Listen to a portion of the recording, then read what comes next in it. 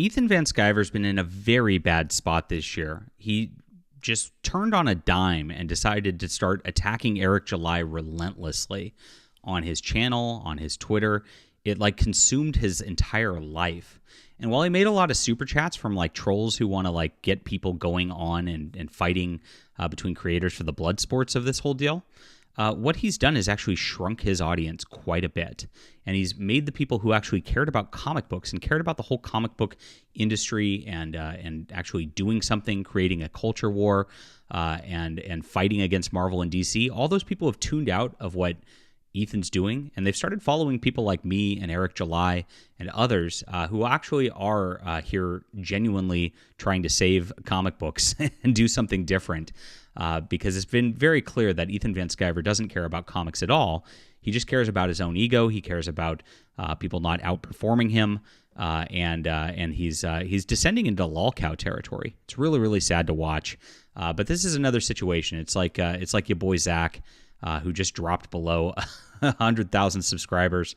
You know, if Ethan keeps going on this trajectory, he's going to do the exact same thing. I don't know how long he's going to keep this up. But gosh, it's really, really sad to watch. And it, you know, his comic readership suffered badly as a result, which a lot of people have not shown so far. I'm going to show the receipts on that today and talk about a little bit of what's going on to give a background for people who have not been paying attention or have tuned out, because it's just been, you know, it's not fun to watch his channel anymore. Let's be honest. Yeah, there's a lot to unpack here, so thank you guys for being here. Please hit the like and subscribe button. Join us. We are fighting the culture war in comics. We are bringing things back. I'm a person who truly cares about comics. You've seen a lot of my omnibus reviews and classic comics reviews. I have an in-depth knowledge of the history of comics, something that Ethan Van Sciver really doesn't have, despite the fact that he worked in the industry. He's very myopic into what he saw. His limit of scope is really Marvel and DC in the 90s and early 2000s, which is not the best of works. Guys, it gets so much better if you go back to the golden and silver age and actually care about that stuff. And that's what we've been doing, not just in our commentary, but also in what we're making. We're making a beautiful book with the Hidden Emperor right now. It's at $29,000, and I'm going to show you exactly how like my influence has increased and readership has increased, because I've actually appealed to readers who actually care about the books, unlike trying to appeal to this like I just lowest common denominator who's still following Ethan at this point, who only care about super chats. And appealing to the books, actually caring about books, putting work into your craft actually matters, and that's why we're succeeding. People know we have the best storytelling out there in indie comics. We're building a beautiful, beautiful universe that is a great replacement for Star Wars and for Warhammer 40K. And we have a wonderful artist who takes real care into this and actually puts a lot of her heart and soul into the character. It's amazing. You know, she sends me sketches just of Ayla Rin on almost a daily basis, because she just is invested in this character and cares about her so much, and it shows in everything we're doing. So we're at $29,000. We'd love to get to 30. And so please back this. It's in the description below. And thank you so much for being there and for supporting the real alternative to Marvel and DC Comics.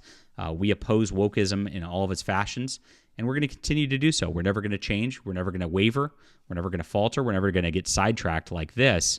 And it's been really sad. So Ethan Van Sciver joined up with comicsgate in 2018, and comicsgate was going at the time. He didn't start it. He didn't own it. He jumped on when he saw some money was to be made, and he did so. I don't fault him for that at all. It's fine. Capitalism's good. And he had a Cyberfrog Blood Honey, which did very, very well. And of course was following off of his 90s books, and that book, you know, it left a lot to be desired on the storytelling angles. And his art's pretty. I'm not gonna just, you know, lie about things. His art looks good. And unfortunately, it took like 3 years to come out, which disillusioned a lot of people. Now, during that time, he built his channel up pretty big by attacking mainstream comic pros and showing how bad wokeism was in the comics, and showed how bad that it was it was destroying their sales. And he was attacking Star Wars pretty hard. He was famous for like stabbing a Rose Tico doll that built his channel incredibly. And so he got YouTube's success during that kind of golden age of YouTube when it was really easy to make a success.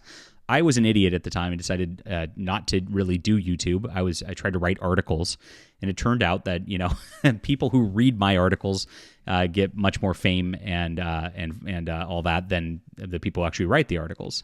It's a sad way to be, but that is how the internet works. And so I adjusted my strategy accordingly. Now I read my own articles. And so as I was writing and creating the news, he was reacting to it and did very well for himself. So, and he set himself up as kind of a culture war leader. He was bringing in people, helping sell in their comic books, and he had a great channel where it was a lot of fun. People would just have a lot of fun online. It was great. Some great people involved. Mike S. Miller was there. I was on the channel from time to time, and then he decided to attack a competitor, Vox Day. And because Vox Day actually is, again, a real culture warrior, a real person who's producing, comics after comics after comics on Archaven. He built a whole alternative to Webtoon. You want to talk about a monumental task, just absolutely crushing it. Ethan decided to attack him and had his little personal army try to attack him as being too right-wing. It was insane. And so I got caught up in that. It hit me for a while because everybody, Ethan was charismatic and had a lot of wind at his back. And people didn't notice at the time that he lashed out at any right-wing creators who seemed to be doing the space a little better than him. It kept going. So after he canceled Vox Day, after he canceled me, he then went and canceled Mike S. Miller, who did DC's Injustice. Mike didn't really build his own channel so much himself and didn't really have the platform other than Ethan's platform. And so his personal army destroyed him as well. Ethan then went after Doug TenNapel, the Earthworm Jim creator, who's doing very well for himself. He has his own platform, so he didn't care. But Ethan did the exact same thing to him. And he kind of got away with it for a while. He just attacks anybody who seems to be getting good traction. And I think he did with Doug because Doug was going to be a bigger success than him. I think Doug was going to build his YouTube, and because Doug was really invested in the political game, he was gonna make sure that he didn't hit that at all. He also Ethan went after Common America, Tim Lim, and the Iconic Comics crew as hard as they possibly could because I think he saw a threat there. And as you see with them right now, they're doing bonkers sales in Japan. There's rumors that Tim Lim's even going to get his own anime. And this is the track record and pattern that Ethan Van Sciver has of attacking his fellow creators. He actually backed off of it after the January the 6th deal in 2021. And this is when I started talking to him, and he said, "Hey, JDA, we need to be working together because they literally want us dead." And I was like, "Yeah, let's do it. Let's stop." It's way better to work together. I would love to have conservative creators all on the same side, working towards the culture war, working towards taking down Marvel and DC and really building an alternative. I'm always happy to do that. I'm a very easily forgiving guy, which a lot of people give me crap over. They always go, "JDA's turning a 180 again." It's like, well, no, I just try to be nice to everybody, and if somebody doesn't want to fight me, I'm not going to fight them. Period. It's just stupid. But I noticed over the last year, Ethan's changed again. Eric July broke him. Eric July broke his sales records. He had the biggest ever with Cyberfrog Wreck Planet with 1.2 million sold, almost 12,000 backers. And Eric July smashed that with ISOM. He got, I think, $3 million. Even the second book did way better than this. Yaira did way better than this. And that just made Ethan too mad. Eric July could not be the leader of the culture war, the leader of comics. Ethan had made too much to get rid of his crown there. So he even though he was working for Eric July, even though he said ISOM was a great book, as soon as Ethan realized Eric was here to stay and was putting out quarterly books on time, looking really good, it made Ethan look bad because Cyberfrog Wreck Planet's not even all the way fulfilled yet. People have not gotten their books yet from this campaign, which is, it's from 2020. Not only that, but Ethan had another $500,000 campaign in Rainbow the Brute, which still is not drawn yet, is not done yet. And so Eric, again, Vox Day put out Archaven and Arctoons, the Webtoon competitor, and there's new books up there all the time. And it looks bad, so Ethan doesn't want you to find it. I put out books pretty regularly, like a couple times a year for a graphic novel. Ethan doesn't want you to discover me. Eric July does it, and so Ethan has to tear him down. You see the pattern. Anybody who's actually producing good work and doing it regularly, he just starts going attacking. And so he dedicated his entire channel to trying to attack Eric July once this happened. And it's not gone very well for him. You can see he's streaming daily. Smiller's gay. That's Mike S. Miller, who he canceled. JDA makes $9 in super chats, owning me. You can see he's trying to diminish our accomplishments here, which is he's trying to convince his audience that we don't really have anything over here. We don't have a movement, but he's very, very, very wrong. And it's quite the opposite. His channel is going down the train. If you can see what's happening, here's the views of my channel in blue compared to his channel in red. You can see I've got 881,000 views over the last 30 days, and he's got 372,000 views over the last 30 days. He doesn't really hit those peaks that I do. I've got many days where I get 100K or 50K views. We actually had one yesterday. It hasn't hit yet, so my numbers are going to go way up once those numbers actually get tracked on here, and his are not. And then you look at subscribers too. Same thing. Look at this. I'm growing. I've got 3,300 new subscribers, and this is the really, really troubling number. 1,008 subscribers lost. And this has been the pattern. He's been losing subscribers like crazy since he's been attacking Eric July relentlessly. It's been a big, big pattern. All he does is his little trash cast streams, screaming at Eric July, screaming that like he's bad for doing things like putting his books on sale to get new audience members in. It's crazy. And people are sick of it. People don't like this kind of negativity towards our culture war allies out there, and it doesn't make any sense to keep doing this. But he gets a lot of super chats from some trolls, and so he gets amped up on this, and it builds his little narcissism up, even though his channel is absolutely failing. And his campaigns are doing the same. If you look at what Cyberfrog Wreck Planet did, now he's got his Red Extermination, which he's going, oh, I've got 671,000. This is a dismal failure compared to this. It's half the backers. Not even half. It's not even half the backers. It's half the revenue. So he is really, really failing on this. And this campaign's been open for a year plus. So we're talking something that's been absolutely crazy. So he's lost half of his people because of what he's done. 12,000 to 5,000 backers. That should be a big red flag right there. And he keeps opening campaign after campaign. The rumor has it that Ethan's actually blown all of his money, that he's opening new campaigns to pay for the old campaigns and fulfill those. And that's why a lot of these old campaigns still are not fulfilled yet. And I haven't even talked about Rainbow the Brute, which, nobody knows where that is. He just put up action figures for it, even though that's, that book's looks like it's not done. People are just kind of fed up with his inability to produce, his not focusing on the work whatsoever, and is just relentlessly live streaming negativity towards fellow conservative creators.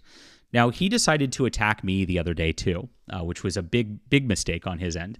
And it's really silly because, again, I'm a 30,000 subscriber channel. I've got a few hundred backers.